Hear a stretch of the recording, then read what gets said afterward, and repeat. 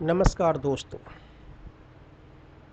बहुत सारे मेरे दोस्त के, मेरे रिश्तेदारों के, मेरे फॉलोअर्स के एक रिक्वेस्ट आ रहा था कि सर हमें कुंडली के बारे में बताया जाए, पहले से लेकर 12वें घर के बारे में हल्की फुल्की जानकारी दी जाए जिससे हम भी समझ सकें अच्छी तरह से। तो उसी सीरीज में मैं आज स्टार्ट करने जा रहा हूँ पहले घर का। कुंडली में क्या महत्व है, क्या कहा जाता है, क्या क्या काम करते हैं, ये हम लोग आज जानने का कोशिश करेंगे। तो दोस्तों, ऐसे तो आप सभी को मालूम ही होगा कि हमारे जन्म कुंडली में पहला घर हमारे ज्योतिष में तनु भाव कहा गया है, अर्थात लग्न। यदि इंग्लिश में बात करें तो इसे एसेंडेंट भी कहते हैं हम लोग।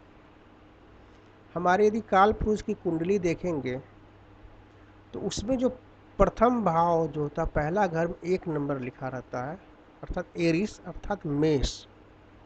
उसके जो स्वामी होते हैं मंगल होते हैं। तो काल पुरुष की कुंडली में जो हमारा पहला घर का स्वामी मंगल होता है।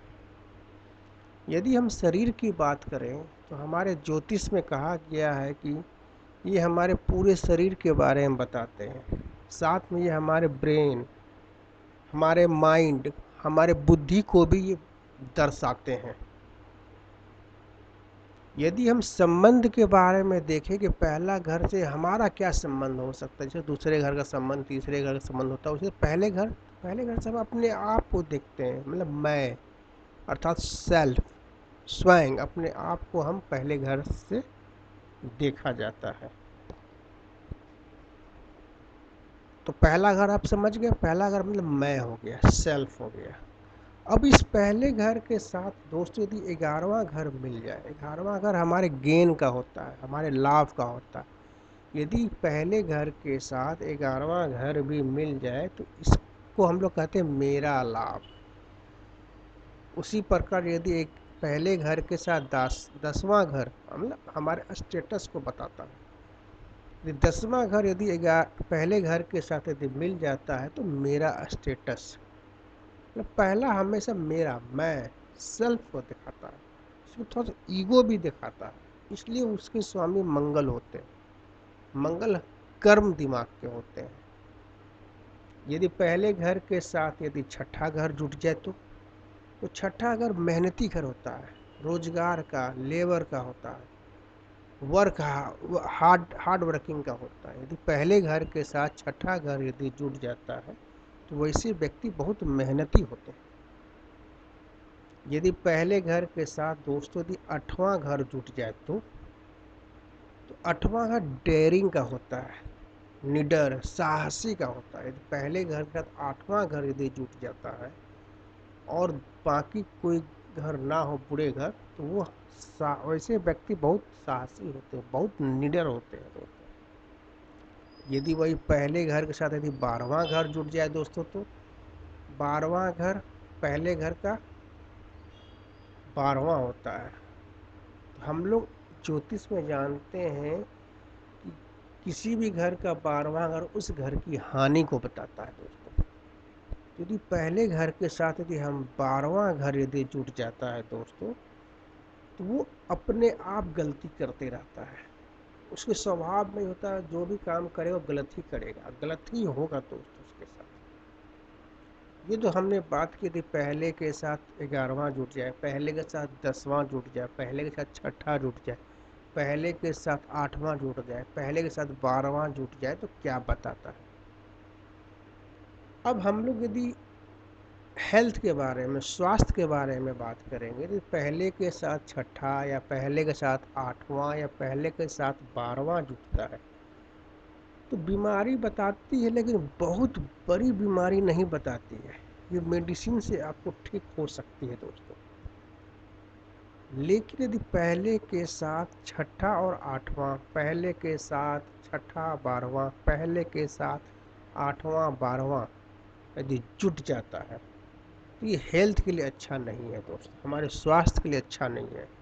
क्योंकि दो बुरे भाव आ गए, जैसे 6 8, 6 12 8 12 आ गए, इसमें ज़्यादा तकलीफ होगी। आपको हो सकता है अस्पताल जाना पड़ेगा, वहाँ भर्ती भी होना पड़ेगा, और साथ में आपका लंबा इलाज भी चलेगा, तब जाके कहीं 5 9 9 11 5 11 आएंगे तो आप रिकवर होंगे। इस प्रकार हम लोग पहले घर को कोरिलेट करते हैं और सारे घरों से। साथ में यदि हमारे ज्योतिष में पहले के साथ छठा आठवां पहले के साथ आपको आठवां बारहवां हमारे सर्जरी को भी बताता है, हमारे ऑपरेशन को भी बताता है। यदि हम एजुकेशन के लिहाज से देखें दोस्तों, तो पहले के साथ यदि पांचवा घर और नौवां घर एजुकेशन होता है दोस्तों, तो पहले के साथ यदि पांचवा जुट जाए तो हमारे इंटेलिजेंट को बढ़ाता है। पहले के साथ नौवां भी जुट जाए तो हमारे इंटेलिजेंट या हमारे उच्च शिक्षा को भी बताता है। अब उसी प्रकार रोजगार को देखा जाए तो पहले के साथ यदि छठा घर जुट जाए तो मैंने बताया था मेहनती होता है, रोजगार मिलता है। 10वां घर जुट जाए तो स्टेटस बढ़ाता है, इनकम होता है, नेम फेम होता है। और 11वां घर जुटता है तो उससे लाभ मिलता है। यदि हमारे कुंडली में यदि हमारे किसी ग्रह में पहला छठा 10वां 11वां यदि जुटता है तो वो से व्यक्ति बहुत ही कामयाब होते हैं प्रोफेशंस के लिहाज से। यदि पहले के साथ 10 11 रहता है तो ज़्यादातर ऐसे व्यक्ति समाज सेवक रहते हैं, पॉलिटिशियन रहते हैं दोस्तों। यदि हम मैरिज के पॉइंट ऑफ व्यू से कहा जाए तो मैरिज के घर हमारे एस्ट्रोलॉजी में दूसरा घर 7वां घर और 11वां घर। दूसरा घर हमारे फैमिली को बताता है, हमारे परिवार को बताता है। 7वां घर हमारे पार्टनर शादी को बताता है और 11वां उसका लाभ होता है।